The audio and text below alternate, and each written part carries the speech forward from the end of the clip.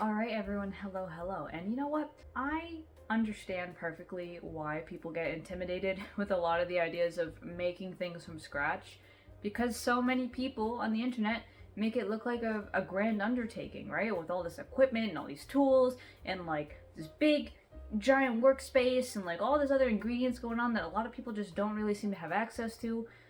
Yeah, I can understand, right, why some people would feel like making stuff from scratch is somehow off limits or inaccessible or anything like that. However, as you all know, I have shown you a few times how to make stuff from scratch, like gnocchi, like pie dough, like pierogies. And so the truth is, as long as you have some semblance of a workspace and the ingredients at hand, you can do a lot from scratch. And yes, that includes regular pasta too.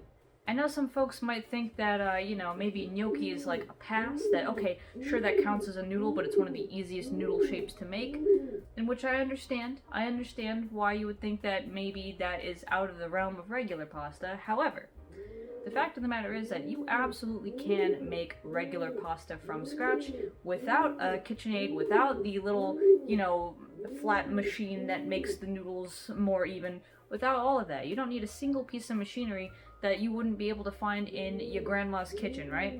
And honestly, sometimes you're gonna need to know how to make these shapes with just those simple tools like a wooden spoon, a regular spoon, your own hands, because there will be times when you are trying to make dinner and you run into the issue of realizing you don't have enough pasta as the sauce is done. Ask me how I know.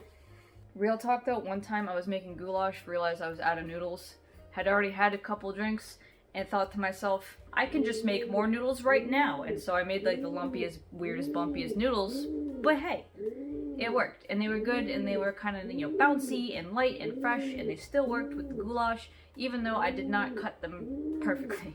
But that's the thing, when you are in a pinch and you really need some kind of pasta or something, just something quick to throw together, and you haven't gone to the store in a little while, so long as you have flour, an egg, maybe a little bit of salt, you are golden.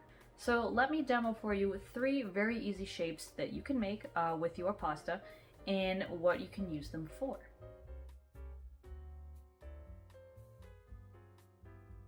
But so again, as I was saying, all you really need for pasta dough is flour and egg. Maybe water, maybe olive oil, but literally if you have eggs and flour, that's it. It's all you need. And of course you start it by making that classic little well in the flour, right? You got your flour set up, little well in there, maybe sprinkle in some salt mixed up, and then make that well, and crack in your eggs, and then slowly with a fork beat those eggs in that little well of flour.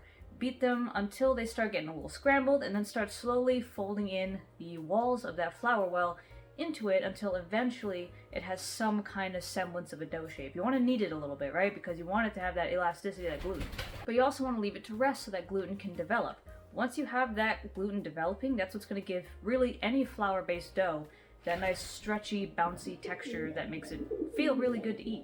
And so once you have your dough and it has rested for a while and it's ready to go, all you got to do is kind of portion it out depending on how much pasta you want to make. And then the 3 shapes I'm going to show you are as follows. The first one is tagliatelle, or if you make them into thicker strips, pappardelle. And these are really good for things like ragus or like really hefty sauces where you want, those ribbons of noodle to really catch that sauce. You might also do something like mushroom and chicken pasta, or, anything else. Maybe even if you really wanted to, like, say, a chicken marsala, something that's got that rich, hearty sauce that you want stuck to those noodles. It'll go really good with this. You can do a lot of stuff actually with a little wooden spoon. Like you can even make something close to penne if you just cut them into little squares, your dough, and just fold it around like that. You can do a surprising amount of stuff because, as you might guess, not everyone back in the day had a ton of equipment. And yet, all of these pasta shapes we know and love, they came into be anyway. Remember that. Kitchen Witch pro tip, if it existed before modern machinery, you could make it at home. But another really good shape and a classic shape that I'm sure many of us love is actually farfalle, or bow ties as we are commonly calling them. Farfalle kind of means butterfly, I think, but nonetheless this is that classic little bow tie shape that you'll see a lot with a lot of kind of creamy dishes, right? Chicken Alfredo or anything else like that. Those more herby, light dishes, even butter noodles would be really good with this. It's one of those really fun to chew shapes. It's got that nice bunch in the middle that's really, bouncy and fresh. And making them is honestly really, really easy. All you're gonna do really is just kind of cut up your piece, right? Cut out your piece, and if you have a dough cutter, like those little wheel things with the cool patterns, you can do that on the edges to make them look a little nicer. But after that, you just kind of scrunch in the top and the bottom, press it together, and that's a bow tie noodle. These are definitely the kind of noodles you want when you want the noodle to be the star, rather than just a carrier ribbon for the sauce, like with the tagliatelle. And the last shape I want to show you is, especially if you are a mac and cheese fan and sometimes you just want to pop up some mac and cheese really quick, is cavatelli. These ones are weird. They're very weird because you're just going to take a little piece of dough, right, like a tiny one, and smash your thumb into it and roll it back until it makes this kind of almost like little turtle shell looking shape. And that shape is going to be really, really good for, say, catching up, you know, a cheese sauce or anything else like that. It's going to be really good for holding little pockets of sauce or of anything else that might get in there. You know what I mean? It's really good for those little small bites. Anything that's thick and hearty like that you want to get a nice mouthful of, tomato and ricotta sauces for instance, it's gonna go really well with this one because this one is made for like scooping, almost like those Tostitos Scoops chips. It's good.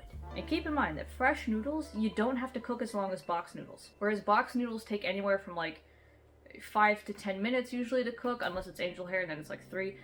Actual homemade pasta is gonna cook in like a minute or 2 tops. Keep in mind that when you make it fresh like that, you also want to kind of coat it a little bit in flour so they don't stick together, and then you want to cook them very, very quick and get them out of there. And all of these are pretty much what you can make just from a regular pasta dough. So if you wanted, by all means, if you wanted, you could totally just like make a batch of pasta, dry these however you'd like, and then save them like you would any box noodle you get from the store. Because I won't lie, sometimes it's really hard to find a nest of pappardelle for a good sauce. I don't know why, but it's like unless I'm in a certain kind of grocery store, I just cannot find it, and it's very annoying. So knowing how to make it yourself is super, super, super helpful. And remember, right, magically, pasta, it's got wheat and it's got egg, which are 2 well-known symbols of fertility, right?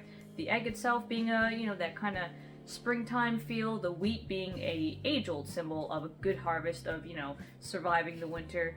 All of them, both of these things therefore can help make pasta that is imbued with that magic. When you make it yourself, you can actively, as you're kneading, every single time you twist it, think about that, you know, rebirth, fertility, abundance, and everything else, and just push it into the dough. And if you add a little extra thing, right, like olive oil is really protective and also another symbol of wealth, right? Because olives have been such a trade for so long. So when you make food from scratch, it just inherently is going to catch more of your energy than if you bought it from the store. That doesn't mean that you can't quickly put your energy into something that you bought from the store. Of course you can. You can still take a box and kind of put that energy in it. But just like, you know, when flavors sit for longer and therefore they're a little bit more developed over time, when you make something yourself and you really from start to finish alchemize your ingredients into something new, it's going to kind of have the same effect. Where like, yes, it tastes good even if it's, you know, just kind of put together and there you go. But